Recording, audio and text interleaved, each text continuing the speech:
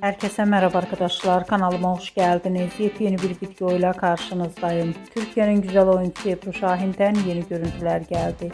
Ebru Şahin'in Atina'dan tenis kulübünden olan muhteşem görüntülerini sizler için YouTube kanalımda video halinde sunuyorum. Umarım beğenirsiniz. Arkadaşlar, videomu beğendiyseniz kanalımı izlemeyi ve bildirim butonuna basmayı unutmayın. Şimdilik benden bu kadar olsun. Yeni videomuzda görüşmek üzere. Hoşça kalın.